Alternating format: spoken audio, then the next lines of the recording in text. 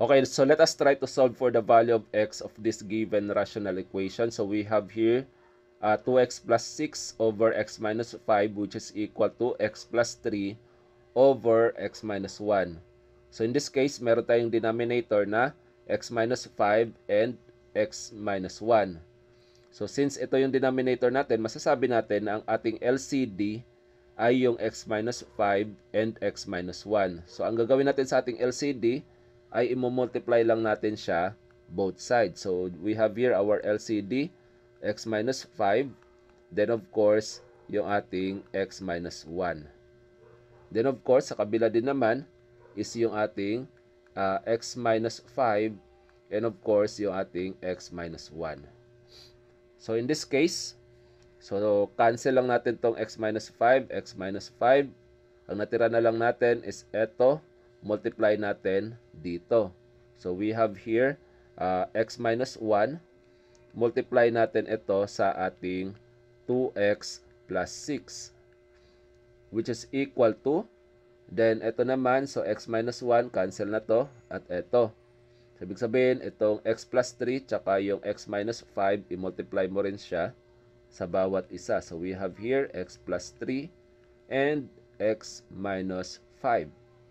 So as you observe, we have here binomial, binomial, binomial, binomial. So we are going to multiply two binomials. So pag nag-multiply tayo ng dalawang binomials, of course we are going to use yung FOIL method. So yung FOIL method natin, yung first natin, x times 2x. So we know that this is equal to 2x squared. Then outer x times 6, so we know that this is equal to positive 6x. Then inner natin, negative 1 times 2x, so we know that this is equal to negative 2x. So then ito naman, yung last natin, negative 1 times 6, so we know that this is equal to negative 6, which is equal to, ito din, FOIL method, first natin, x times x, so we know that this is equal to x squared. Then x times negative 5, so this is negative 5x. Then 3 times x, so this is equal to 3x. Then 3 times negative 5, so this is equal to negative 15. So what we are going to do, i-combine like terms lang natin sa kabilang side at sa kabilang side din naman. Then of course, tingnan mo rin kung may masisimplify ka muna. So in this case, ito kasi pwede pa natin masimplify ito, tsaka ito.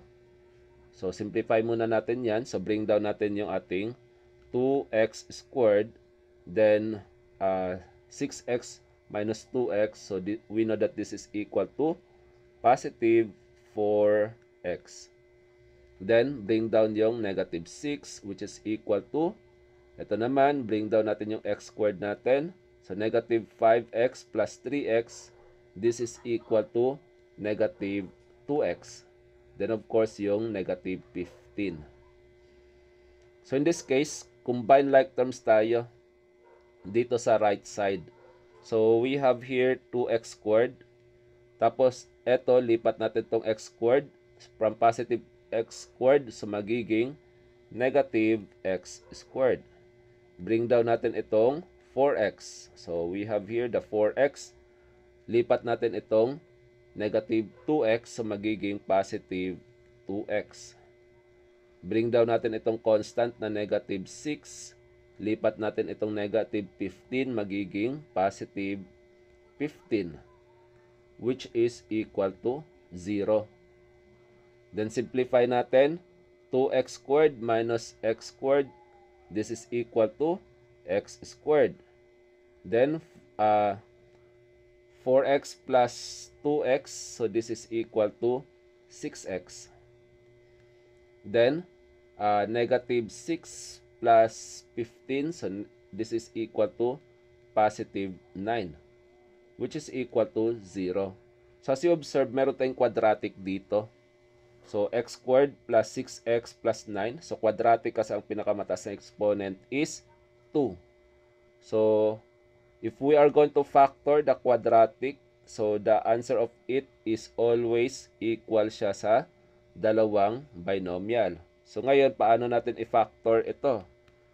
So to factor this one, so mag-isip tayo ng dalawang number na kapag ka-multiply natin, ang sagot natin is yung positive 9. So positive 9.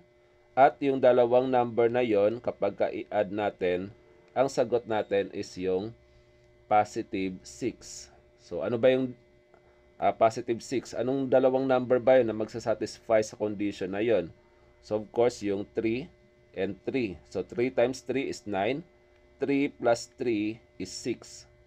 So ang gagawin natin, lagay mo dito yung nakuha natin na 3, positive 3, and positive 3. So lagyan mo ng x and x. So na-factor na natin itong quadratic natin. So in this case, solve for the value of x. So we have here x plus 3. Si x plus 3, kailan ito mag-i-equal to 0? So of course, if the value of x, or solve for the value of x lang natin, so of course, this is equal siya sa negative 3.